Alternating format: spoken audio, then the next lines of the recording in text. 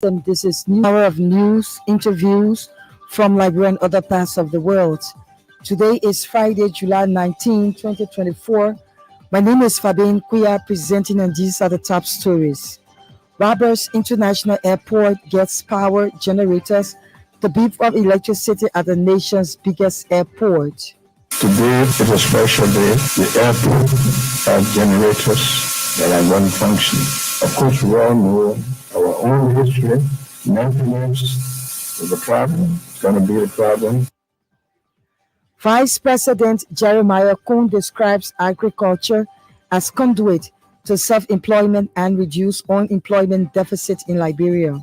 To start working, we only get employment in this country and we think for people how to come and work. I say so because I'm a political experience. Agriculture is the area to go, and that's why the president arrested Jana. The first letter is A, agriculture.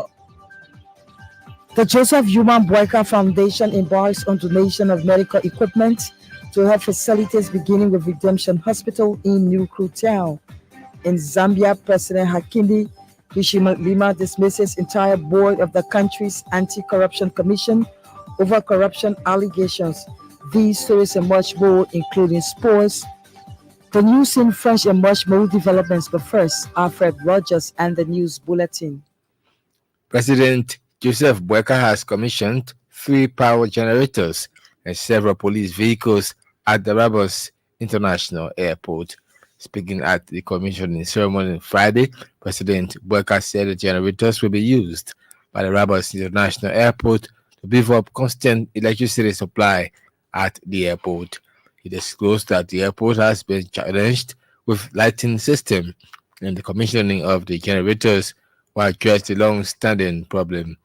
The president said the vehicles will enhance police operations and transportation constraints confronting the LMP. The Liberian leader, however, called on authorities of the RIA and LMP to put in place maintenance strategy for the equipment. Vice President Jeremiah Kuhn has urged Liberians, especially the youth, to pursue opportunities in productive fields of study for self-employment. Vice President Kuhn says self-employment is critical to reducing unemployment rather than citizens solely relying on government.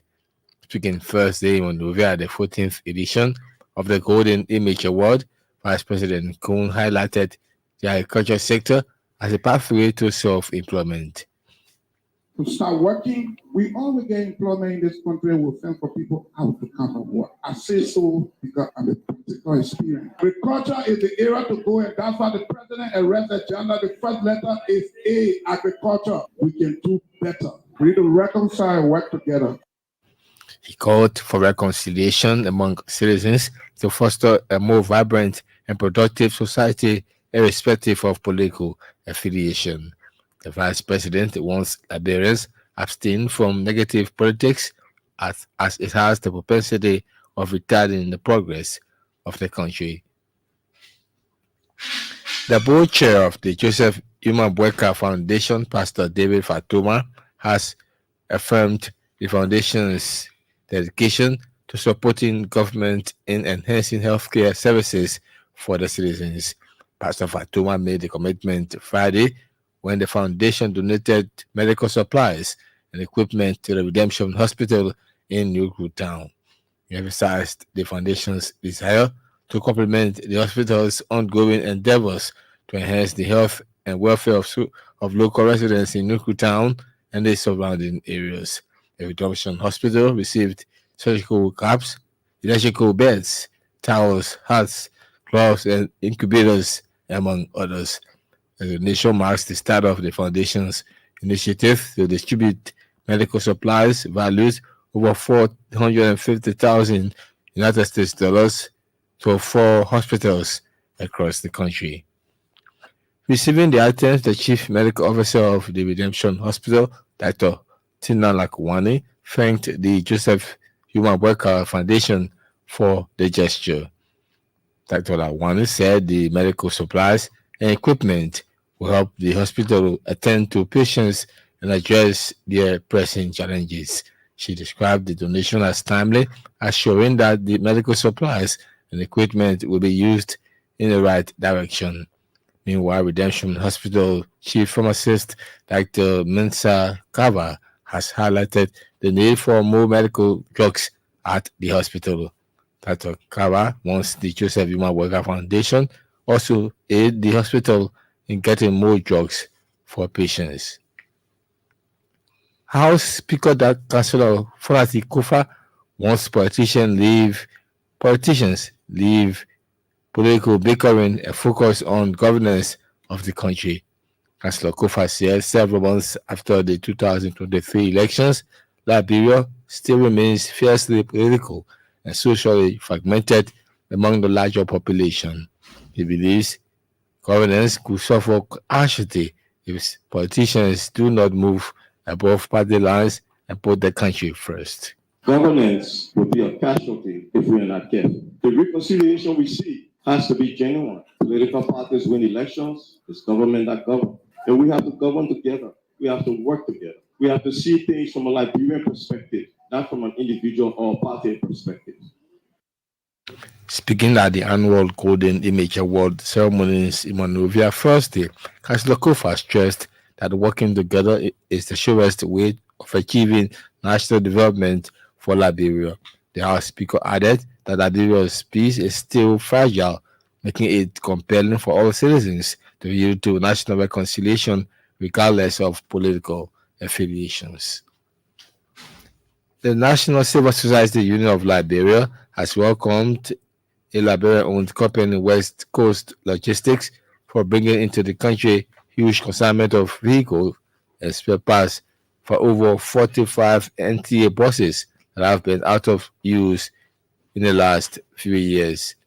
West Coast Logistics is a subsidiary of the West Coast Group of Companies, established in 2015 with relationship with several countries in the Middle East and United States of America. NASU is, in a press release, particularly lauded West Coast Logistics for such milestone intervention, especially at a time when the country is faced with serious public transportation challenge as a result of the breakdown of several NTA buses. The group also expressed excitement that the procurement of the spare parts of the buses was pre-financed by West Coast Group of Companies through loan scheme, which indicates the credibility of the Liberian-owned company. More than 100 women and children in the VOA Gulf community along the Monrovia RIA Highway have benefited from the donation of food and non-food items. The items, which include rice, beans, oil, soap, among others, were provided by Virtuous Women Organization. The chief executive officer of the group, Ellen Hitchens, said the donation is aimed at reducing poverty by empowering women and children to improve their lives. Madam Hitchens also disclosed her visions towards women and children's empowerment through financial and food assistance have been replicated from Canada. She told the station today the group will also initiate a loan program for women and build their capacity to manage money given them under the loan. And the Senate has adjourned its second constituency break. It followed several months of deliberations on critical national issues. Speaking at the signing ceremony, the closing ceremony, Senate Pro Tem Yombi Kanga Lawrence said during the second session, the Senate deliberated on 8 legislations. The 8 legislations include 3 ratifications and 1 amendment and 4 enactments.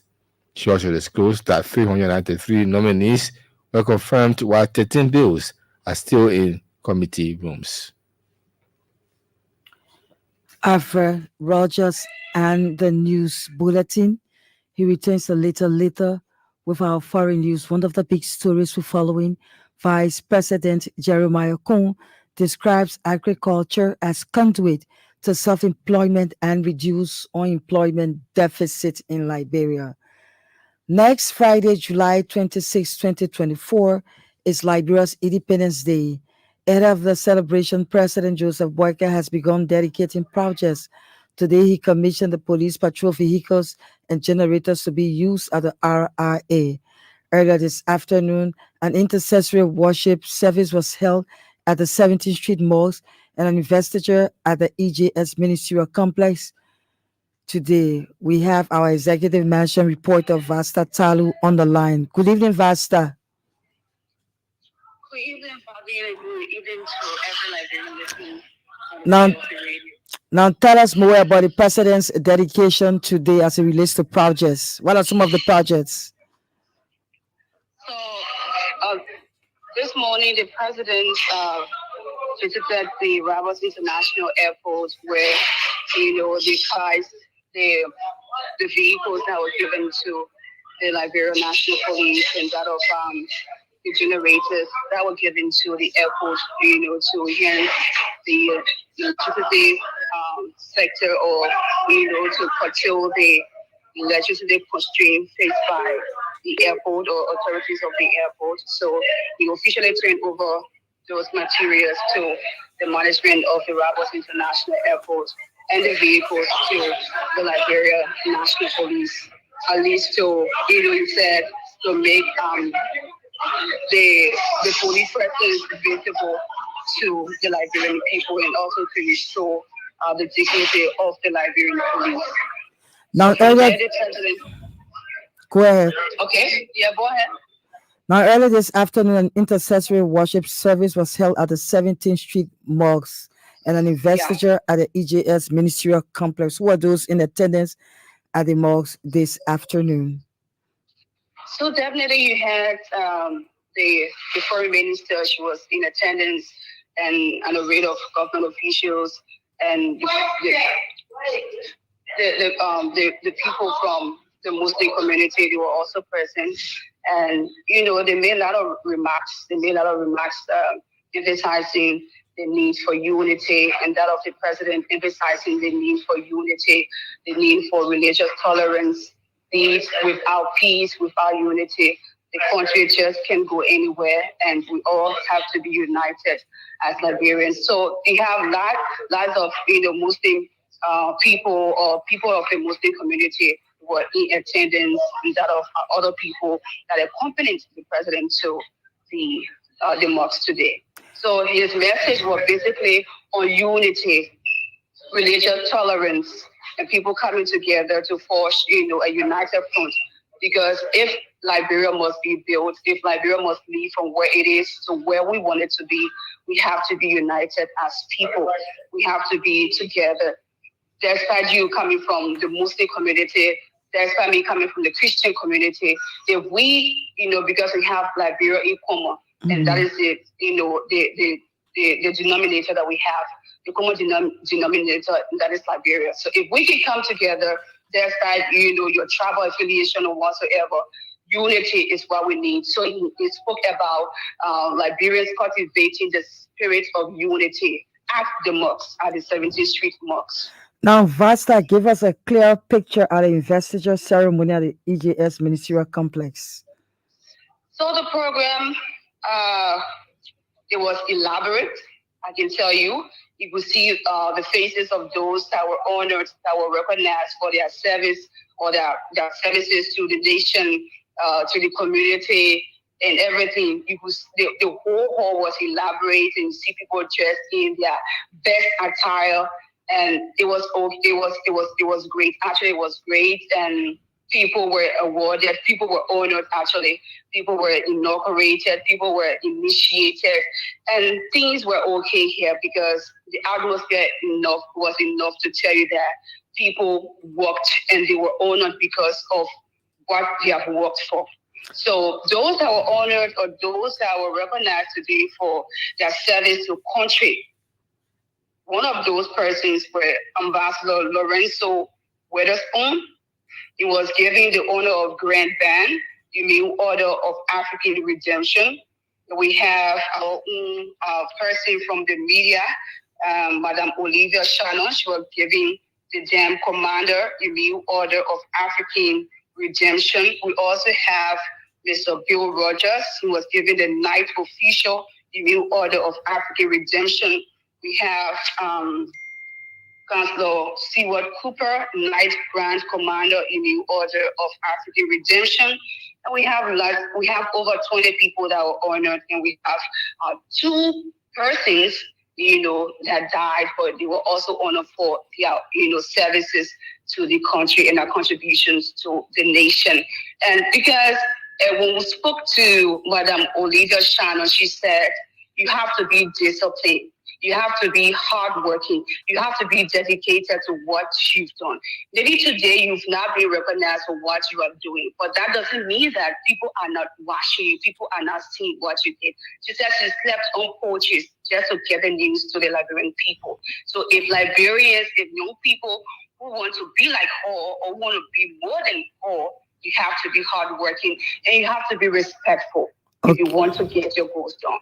Okay. So I think these are one of the reasons why they were honored today, because of their dedication to service to nation, and also not just because they want the money, but they want to do it for Liberia, and they did it for Liberia. And today they were old. They had other people in their 117, some people were over 100 years, some people were 82 years, and they feel so happy today being honored because they worked and they thought that work were not being recognized. But today they've been recognized, they've been honored, and they feel so happy. Okay. And yes. So thank you. She's Fasta Talu, our executive mansion reporter on the line, giving us update about today's ceremony ahead of the National Independence Day, which is slated for next Friday, July 26.